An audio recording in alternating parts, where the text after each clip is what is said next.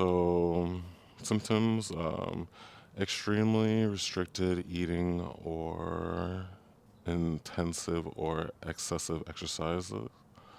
So, they're just saying no to everything they want to eat, and then they're just gonna work out all the time. Just like I need to get fit. Extreme thinness, emaciation. Uh, was a relentless pursuit of thinness and unwillingness to maintain a normal or healthy weight. So delulu, thinness, delulu.